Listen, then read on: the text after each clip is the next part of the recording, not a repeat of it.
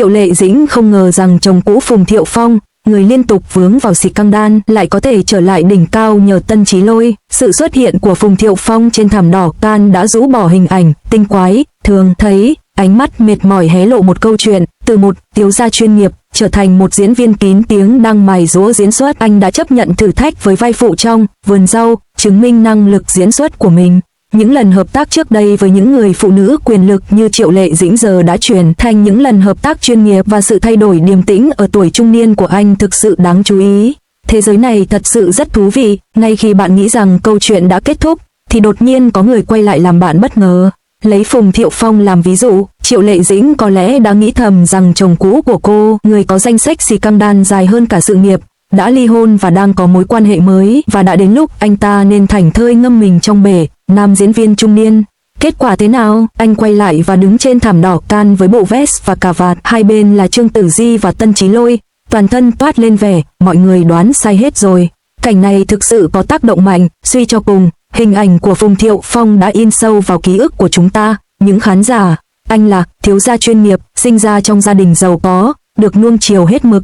Anh là ngôi sao hàng đầu bỗng chốc trở thành hiện tượng với vai diễn bát hoàng tử trong Cung Điện. Anh cũng là tay chơi, lãng mạn với câu chuyện tình yêu phong phú đến mức có thể kết nối một nửa giới 85 hoa. Nhưng lần này, trên mặt anh không còn vẻ hân hoan nữa, mà là cảm giác kiệt sức vì liên tục bị cuộc sống vùi dập. Trong mắt ẩn chứa một câu chuyện.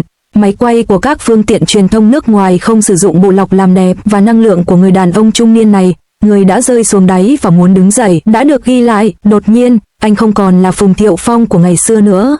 Thành thật mà nói, kịch bản cuộc đời của Phùng Thiệu Phong, đặc biệt là chuyện tình cảm, luôn thú vị hơn những bộ phim anh tham gia. Phim có Dương Mịch là CP thế hệ đầu tiên, khó bỏ.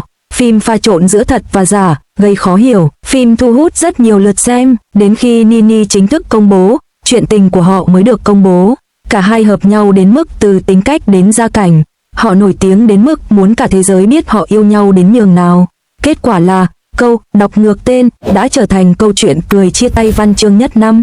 Sau đó, mối quan hệ với Lâm Vân đến rồi đi nhanh chóng, giống như món tráng miệng sau bữa ăn, không gây ra nhiều sóng gió. Câu chuyện chưa đạt đến đỉnh điểm cho đến khi Triệu Lệ Dĩnh xuất hiện. Một người là nữ hoàng rating, người đã nỗ lực vươn lên từ dưới đáy xã hội và tràn đầy tinh thần tàn nhẫn. Số phận của tôi nằm trong tay tôi. Người kia là một chàng trai trẻ giàu có, đã có một hành trình suôn sẻ và luôn có chút hoài nghi. Sự kết hợp của hai người này giống như một cuốn tiểu thuyết đang trở thành hiện thực. Từ Tôn Ngộ Không 3 đến Minh Lan chuyện chú Hai và Minh Lan trong vở kịch ngọt ngào đến phát ngán. Ngoài vở kịch, họ chỉ vứt giấy đăng ký kết hôn và làm sập máy chủ Weibo. Vào khoảnh khắc đó, mọi người đều tin vào câu chuyện cổ tích và cảm thấy chiến hạm Tam Nương tuyệt vọng của Triệu Lệ Dĩnh cuối cùng cũng tìm được bến cảng để cập bến. Nhưng cuộc sống không phải là một bộ phim truyền hình, và không có biên kịch nào sẽ viết cho bạn câu chuyện sống hạnh phúc mãi mãi. Hơn 2 năm, một đứa con, và cuối cùng họ chia tay. Sau khi ly hôn, Triệu Lệ Dĩnh dường như được trời phú cho một sức hút thần thánh. Tham vọng sự nghiệp bùng cháy, khí chất tỏa ra toàn diện, sống một cuộc đời như một nữ anh hùng. Về phần Phùng Thiệu Phong, dường như anh bỗng nhiên mềm lòng. Ngoại trừ việc thỉnh thoảng bị chụp ảnh với người yêu mới, sự hiện diện của anh ngày càng mờ nhạt. Cái mác lớn nhất gắn với anh vẫn là chồng cũ của Triệu Lệ Dĩnh.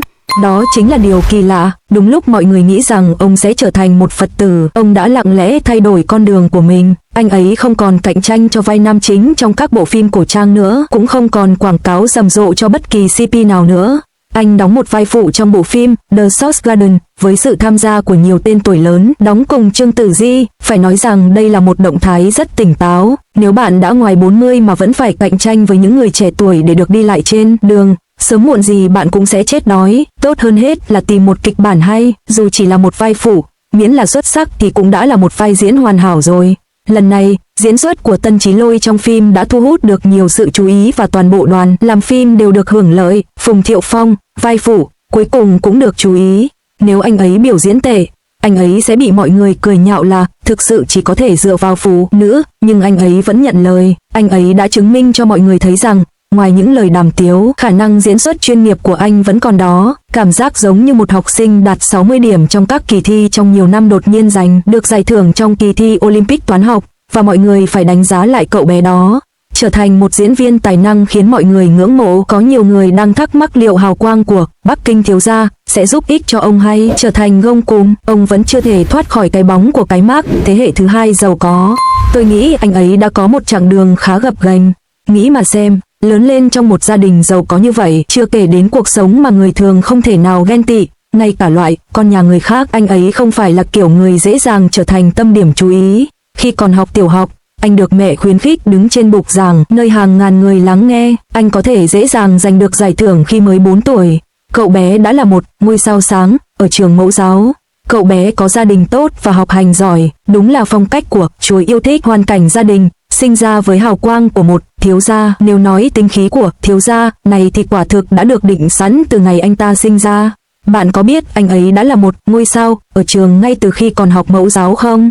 Thời điểm đó, anh đã tham gia nhiều cuộc thi hùng biện cùng mẹ. Ấn tượng nhất là khi mới 4 tuổi, anh đã đứng trên sân khấu và kể chuyện cho hàng ngàn người bằng giọng nói trẻ thơ của mình.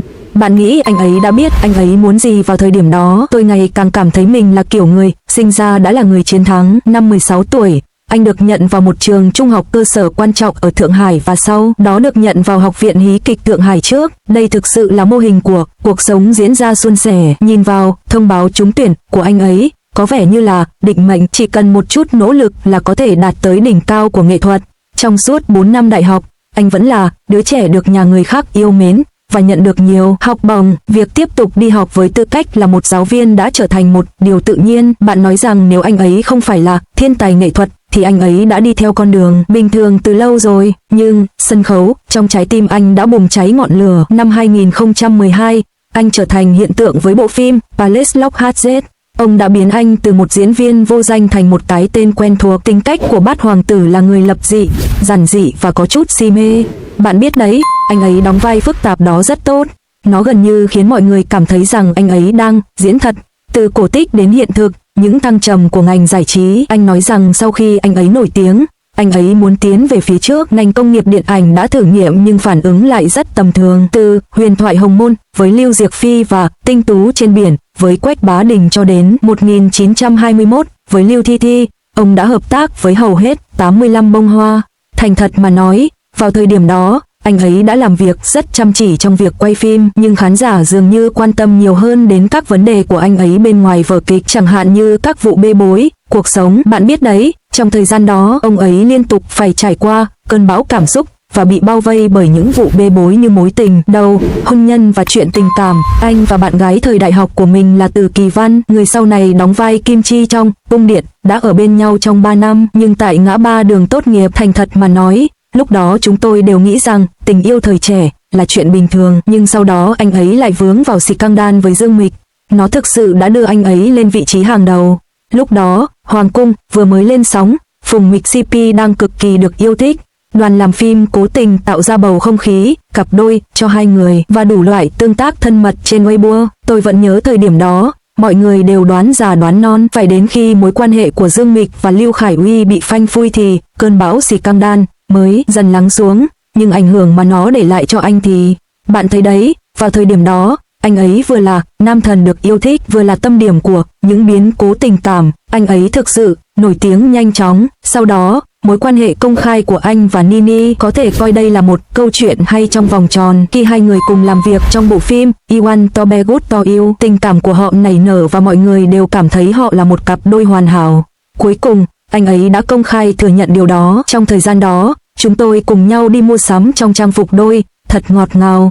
Mặc dù mọi người đều có ý kiến khác nhau, tôi nghĩ thật đáng tiếc khi mối quan hệ đó không kéo dài được lâu.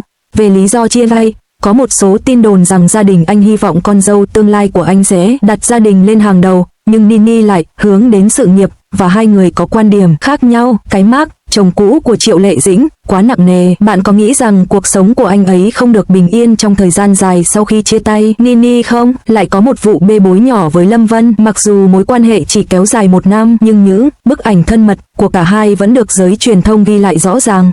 Bạn nói, chuyện tình cảm của nam diễn viên này thực sự thay đổi, lúc thì kết hôn, lúc thì ly hôn. Điều đáng tiếc nhất là khi họ chính thức tuyên bố kết hôn, sự việc này đã gây chấn động toàn bộ ngành giải trí.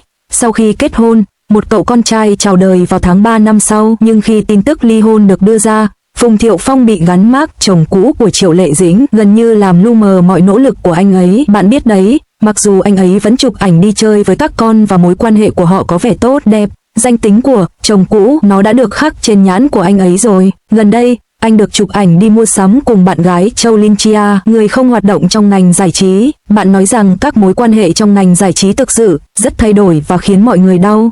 Nhìn lại hành trình của anh, bạn sẽ thấy rằng những người phụ nữ anh từng hẹn hò, từ Nini đến Triệu Lệ Dĩnh, đều là những người có tính cách hướng đến sự nghiệp và cứng rắn, không dễ để trêu chọc. Có lẽ anh ấy ngưỡng mộ mẫu phụ nữ có sức sống mạnh mẽ trong lòng như vậy. Chỉ là trước đây, mọi người đều thấy anh ấy yêu họ như thế nào, nhưng bây giờ mọi người đều thấy anh ấy hợp tác với họ như thế nào. Một khi bản chất thay đổi, cấp độ sẽ ngay lập tức tăng lên. Cho nên, không có chuyện dựa vào Tân Chí Lôi để trở lại đỉnh cao, mà nói thẳng ra là anh vẫn phải tự mình tìm hiểu. Ở nơi không ai có thể nhìn thấy, anh vẫn không từ bỏ công việc diễn viên của mình. Khi con người đến tuổi trung niên, việc có thể buông bỏ và không cạnh tranh với chính mình cũng là một kỹ năng. Những chuyện đã qua chỉ là món khai vị, bữa tiệc thực sự có lẽ mới chỉ bắt đầu.